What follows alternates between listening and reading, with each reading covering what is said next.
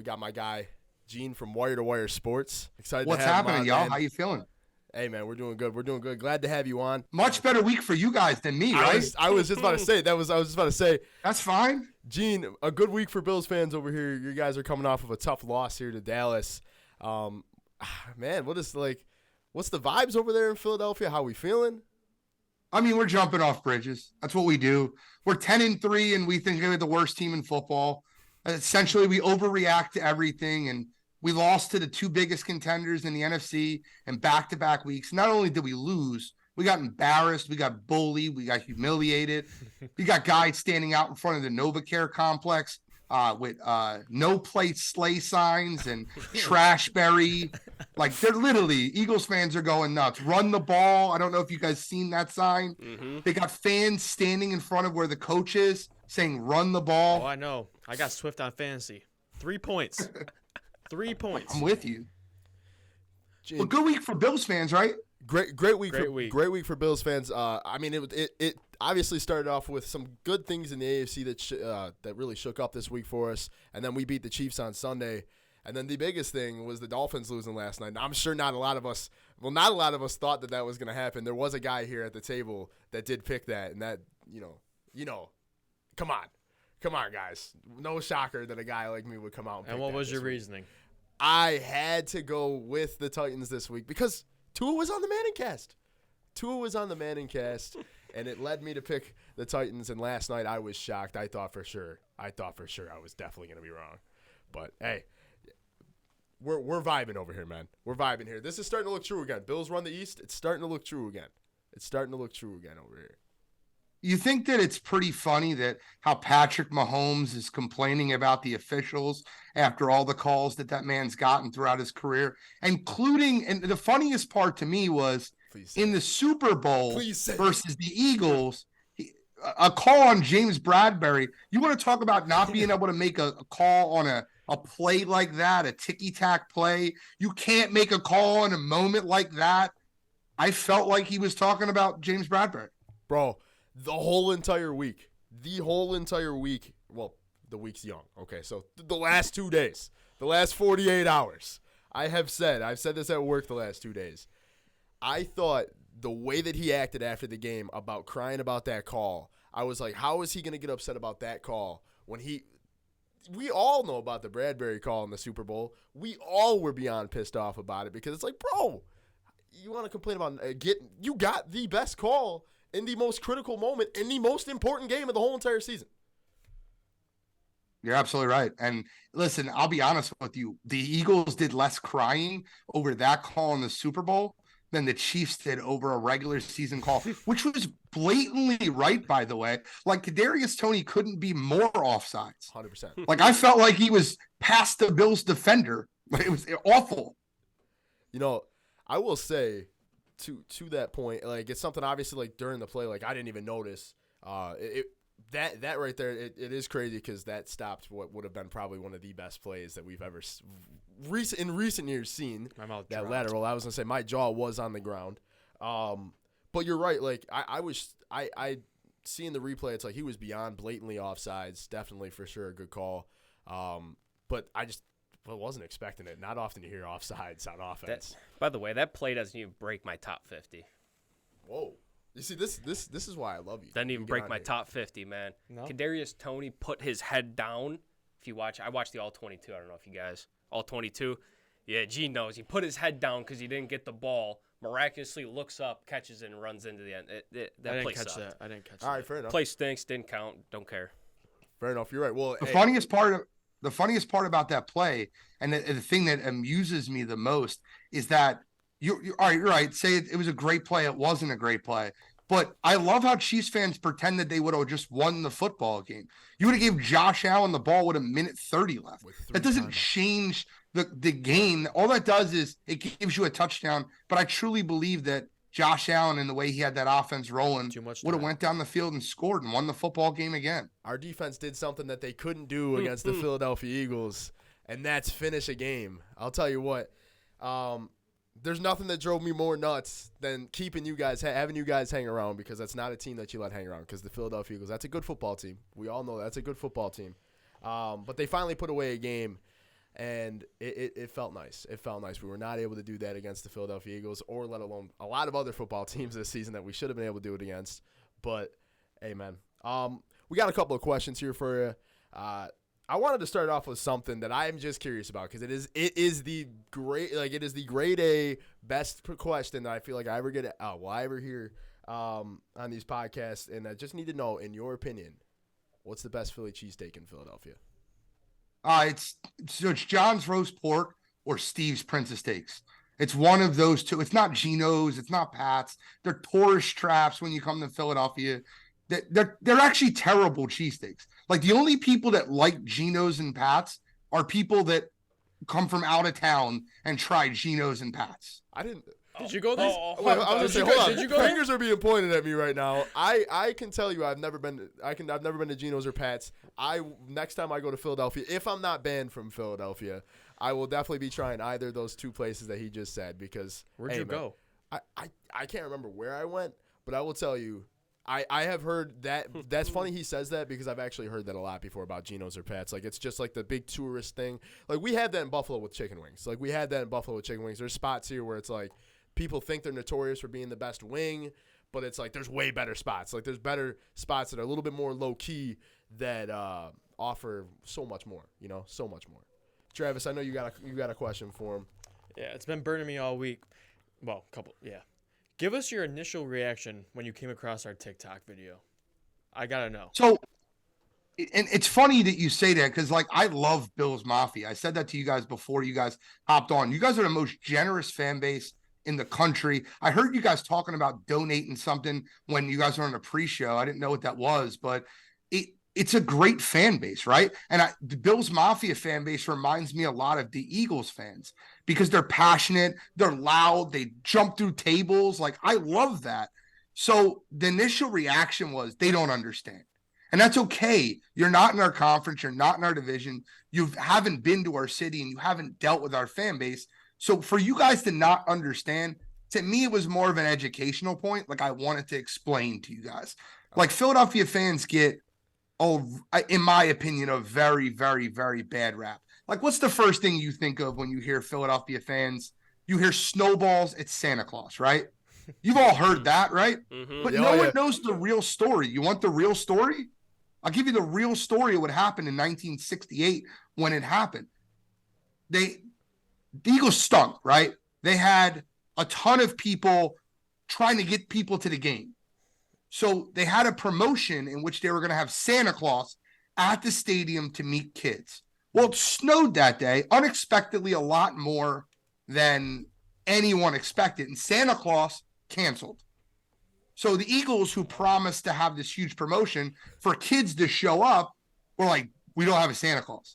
Uh-oh. So the organization grabbed a guy from the parking lot, a guy that was drinking and tailgating all day, and was like, dude, we'll give you free tickets. You just got to dress up as Santa Claus, come in the game, and meet kids. So they did that.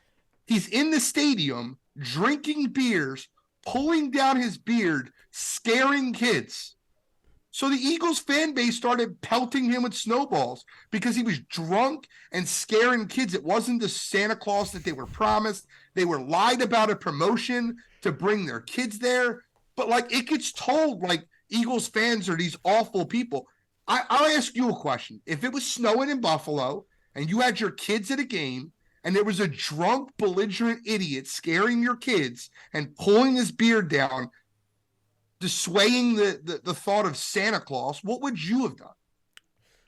Okay, all right. I like it. I like it. I can't say that I would have reacted any different, man. I mean, that's a really interesting story, actually. I'm not gonna lie. That's kind of that. I was gonna say I've never heard that one before. That's actually a really good story. I can't say that if you're gonna react like that, I think that's a good reaction. I think it's fair. I mean, if they felt like they were a little betrayed, man, they had to do something, right?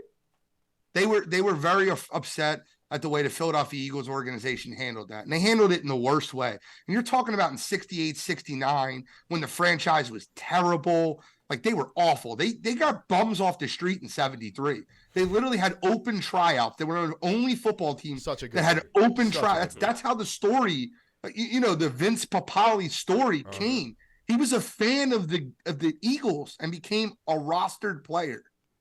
That is, by the way, I'm so happy you brought that movie. That's like definitely top 10 in my movies, man, because that movie is very, very good, man. That's a good movie. John, I know you had something that you kind of wanted to touch on with them. Yeah, first off, I just want to say I do understand Philly fans. These guys are just, they're weird. We're young and dumb. Yeah, they're just weird. But I wanted your thoughts on Dallas Goedert and when he left the lineup due to that forearm and what to expect from him in the next coming weeks. Well, what to expect to him is exactly what you've seen versus the Dallas Cowboys. He came back this past week. He looked good. He's a great receiving tight end. I love Dallas Goedert. But the Philadelphia Eagles can expect more of the same. The only thing that helps them is that their schedule significantly drops off, right? We had Dallas, Kansas City, Buffalo, San Fran, Dallas, 5 straight weeks. That is an incredible line of schedule. So we got Seattle, New York, Arizona, New York. It gets a little lighter.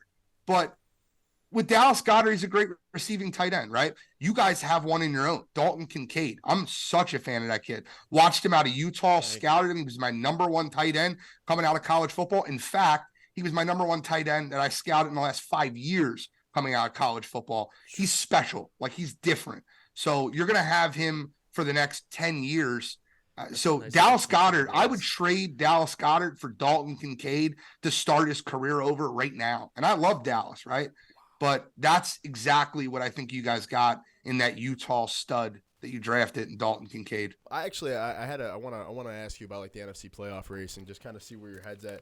Like what are your thoughts as far as how the playoff race is shaking up over there? I know the AFC is like it's super tight over here, but the NFC is a little bit different over there. Just what are your thoughts about that?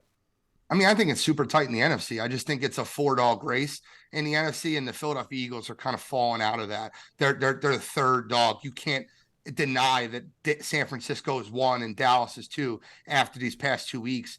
But Philadelphia can get back in that. They have the talent to do that. They're going to get some injured players back. They're going to have Shaq Leonard in a lot more than they had him in this week, and they get gashed over the middle of the field. I think the biggest issue for the Eagles is their overall middle of the field. Their linebacking crew is terrible, and then their safeties are they leave more to be desired. But as far as the overall NFC playoff view, I like San Francisco. They're a very good football team. But I'll give you guys, and this is a nuts take, and if it happens, you can remember me. I want you guys to look at the Chicago Bears schedule down the stretch. And I think the Chicago Bears could win out and steal that 7th playoff spot.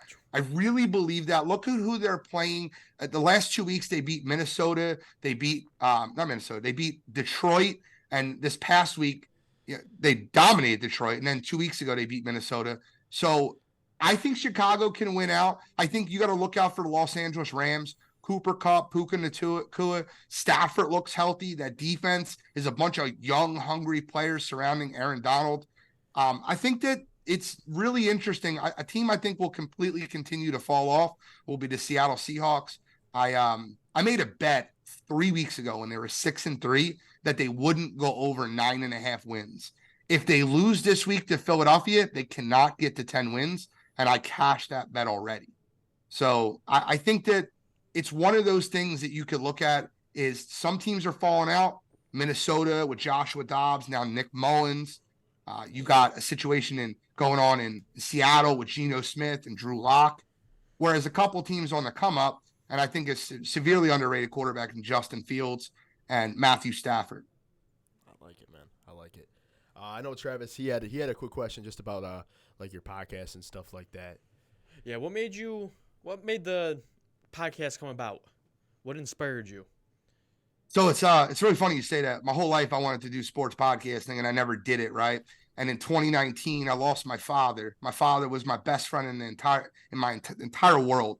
I have his urn here at my house, and it's a Philadelphia Eagles urn. It's like an urn, and it's got the Eagles logo. It's midnight green, and I've always wanted to get into sports broadcasting and journalism and podcasting. And after he passed away, it was one of those things where I'm just like, I'm done, like hoping and wishing and thinking something will come out. So I just started a podcast. And when I started, man, it was a lot tougher than it is now. Right. I've done it now for 3 years, Wire2Wire. And, I've worked with Sports Empire Network, and I've been on a lot of different podcasts, and it becomes so much easier because I love it, right? You listen to people talk sports constantly. I have all 22. I watch every football game front to back. I have 2 TVs in my living room. One has Red Zone on and one has another game on. If the Eagles are on, I have the Eagles game on, but if not, it's a game I want to watch. I love sports. So why not talk about it? Why not share my knowledge? And you have a lot of these talking heads that get on TV that know half of what I know. So like, why not share my emotion and passion and it's worked out really, really well. Love that. Absolutely. That's great. Absolutely love that. That's great. That's actually super sweet, man. That's super cool. A lot better of a story than the way we started it, for sure. But that's super awesome, dude. You definitely, you sound great, dude. Like the way you carry yourself is awesome, man. So definitely super glad to have you on here. John, I got one more. Honestly, I know you definitely got something shaking. Got one more. First off, sorry for your loss. I love that story, by the way. The urn, love it. Thank you. Love it, man. I need your thoughts on the brotherly shove, the tush push. Is it getting banned? What's going on? Well, it's going to get banned because Roger Goodell wants to ban it, right? Yep. So, like, it's going to get banned, but it's not going to change the fact that the Philadelphia Eagles are still going to be the best sneak team in football. You have a quarterback that squats 600 pounds. You have the best center in football. You have one of the best offensive lines in football. It won't change, right? So, like, yeah, we won't be able to push from behind, but we'll be spreading our wide receivers out, and that'll spread the defenders out. So I don't think it changes much. It's funny, before they did the brotherly shove, the Philadelphia Eagles converted their quarterback sneaks at an 87% rate with Carson Wentz without that, right? And now Jalen Hurts has just stepped into that situation and had the brotherly shove where they're converting at like 94%, some ridiculous number. But it shouldn't be banned, right? Why should it be banned? And like, coming from an Eagles perspective, I'll give you my opinion. If you guys disagree, I'd love to hear it. But other teams have tried to run it, and they don't run it well. They don't have the best center in football. Mm-hmm. They don't have a quarterback that can squat 600 pounds. You guys remember when Patrick Mahomes tried to quarterback sneak, and then he popped his kneecap? He'll never quarterback sneak the rest of his career. Teams like Buffalo with Josh Allen and other, like Dak Prescott in Dallas, stronger quarterbacks can run that, and they'll have the same success. It's not about a Philadelphia thing. It's just the personnel and what Jeff Stoutland, the Eagles offensive line coach, brings to it that allows it to be so successful. Ban it. We'll find another way to do it. It's not the end of the world. Well, this is the no fun league, so we've got a feeling that it's probably going to happen, but I can't agree anymore. I think it shouldn't be banned. I think you know what I would say to the rest of the 31 other NFL teams? Just get better. And that's what we say to everybody, right? Get better. It's a copycat league, and if somebody could copycat it and do it the way the Philadelphia Eagles could do it, they would do it. I just want them to ban Patrick Mahomes from running the 2-minute drill, or ban Josh Allen from scrambling. Like, I want them to ban different teams from doing what they're good at. It's just kind of funny that we got really good at something. They're like, we can't have that. They're too good at it. I just have to ask, man, what's the Super Bowl prediction for you over there? I mean, you want my Eagles prediction, or do you want my real prediction? Both. Give us both. We'll take both. So I predicted before the season, because I wanted the rematch of Philadelphia versus Kansas City. Like, I wanted to run that back. I wanted to run that back on a normal playing surface and not on that ice skating ring they played in last year. But I don't think that's going to happen, right? So it's I think it's Ravens 49ers. I really do. I think that the Ravens have added 2 pieces to their defense that 100% changed the dynamic of the way they play football, and that's Roquan Smith and Kyle Hamilton. Those guys are the best at their position in football. You can miss me with Fred Warner. You can miss me with any type of safety. I'll take Kyle Hamilton and Roquan Smith over anyone. Like, those guys are just difference makers. And, you know, you hold all the things about Lamar Jackson. I'm not a huge Lamar guy, but you give him 4 first-round wide receivers. He has his number 1 through number 4 on his depth chart are all first-rounders. I want you to think about that for a minute. I think that as a whole, the Ravens are equipped to go through the AFC, especially with a lot of the quarterback injuries. And the 49ers, unless Kyle Shanahan screws it up, which he's been known to do, the 49ers are the best team in the NFL, if I'm being honest. I like it. Pretty sure we all had the same. I was gonna say, I think that's all of our Super Bowl predictions Yeah. over here too. I think the NFL has like the little like you look at the Super Bowl logo and it just looks like the colors kind Yeah. of match up a little bit. Yeah, they did it last year with the green and red, with the Eagles and Chiefs. This year it's purple and red. Yeah. Like, come on. I hope it's not that scripted that like where they're gonna have.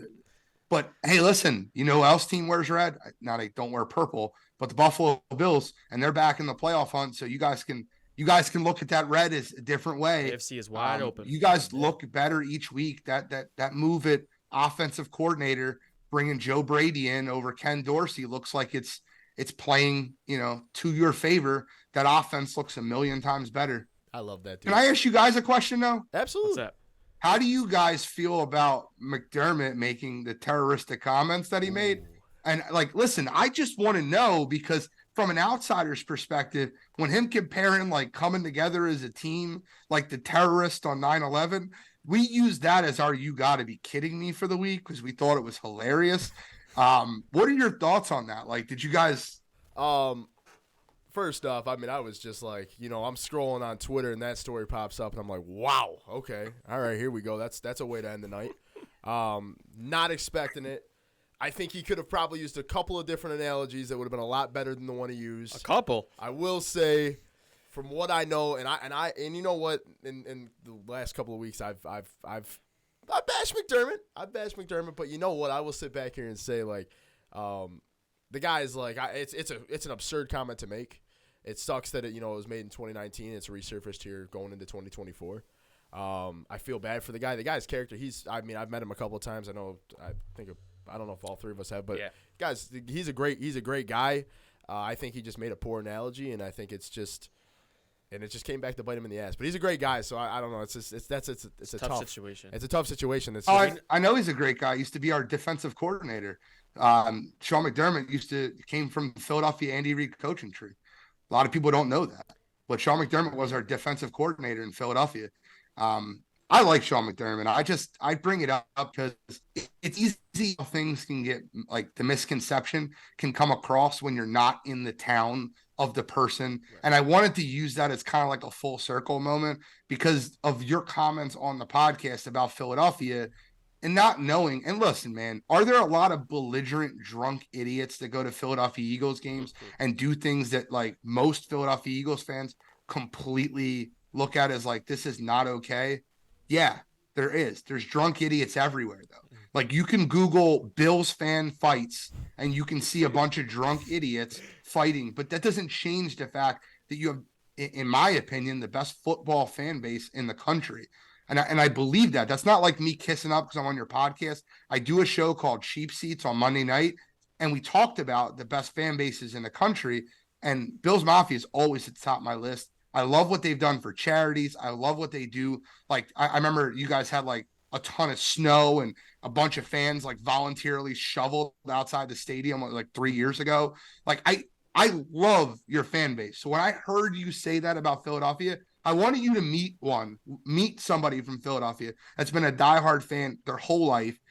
And it's just, I think the problem is Buffalo and Philadelphia, we care about football too much, right?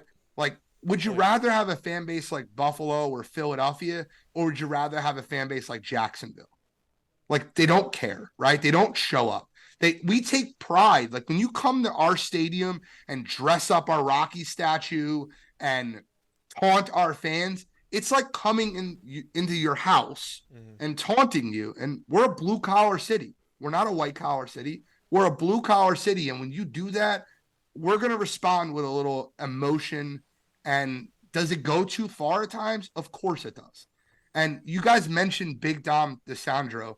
Big Dom is one of the greatest human beings ever. He's the head of security. He's the head of he's actually the person the Philadelphia Eagles send out to do like evaluations on players like Jalen Carter.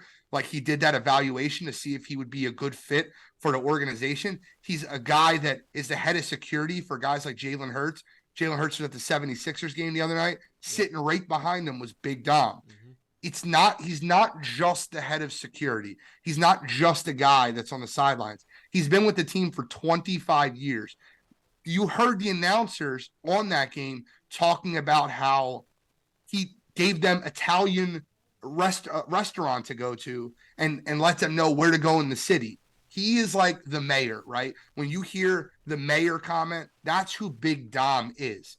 And then the last thing I wanted to mention, you guys mentioned about Shaq Lawson going out an Eagles fan in the crowd, in the stands. I'm telling you, I know people that were at the game. I know security guards that work for the team. No one threatened that man's life. They were taunting, and when the Bills were winning that football game, the Bills players were giving it to the Eagles fans. Rightfully so. What happened was when the Eagles started coming back in the game and the Eagles fans started giving it back to them, they didn't like that. And they went over there to address it. And if you notice, the fan puts his hands up. He's like, I'm not trying to put my hands on you.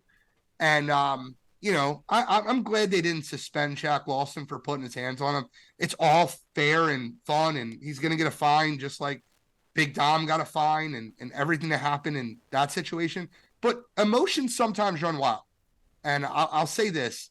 I'm sure that Buffalo Bills fans have had their emotions run a little wild at times, just like Philadelphia Eagles fans have. And we can all agree in this, right? Can I curse on this show? Yeah. Go for it. Yeah, we can all agree on fuck the Patriots, right? Oh, yeah. Gene, I'm happy you came on, man. I'm happy we got a little bit of a taste of Philadelphia. I mean, it's just great to, get your side of things, the Eagles side of things, your guys' perspective, and kind of get your viewpoint over there on what NFL life's over there. So I like it. I appreciate you coming on tonight, and hopefully we whoop some Cowboys' ass for you this week. Oh, please do. And thank you guys so much for having me on here. I always look forward to talking to guys that love sports, and I appreciate how much. The first thing I did after I seen that video is view your page and look at other videos. And you guys are fans of the Buffalo Bills. Like, that's what the sport needs. They need real fans that care about their teams, just like I'm a fan of the Philadelphia Eagles. So I respect you guys, have all the respect in the world for Bills Mafia, and I appreciate you guys for letting me explain my side of the story on the show. And I wish you guys continued success. I'm sure you'll have it. Thank you. I You appreciate as well. it. Thank you. It's coming vice versa. Same thing's coming over here. We'll hit him with a little. The Fly Eagles Fly. Yes, Wire2Wire sir. Sports. Check them out. We'll make sure we Yes, plug sir. it. We'll plug it in all of our socials. So I appreciate you being on. And I'm gonna say go Bills, but hopefully we help you out this week. I'll say go Bills. You don't have to say go Eagles. That's fine. Fly Go Eagles Bills. Fly, man. Eagles, Fly fly. Eagles Fly, man. How Although about that? Shout might be the worst fight song of all time. You can kick me off the show after that, but that might be the worst fight song I got of all that time. being one of the better ones. It's kind of crazy. My girlfriend loves the Fly Eagles Fly song. All right, brother. guys. Thank you so Whenever much. you're in town, Thank you. hit us up.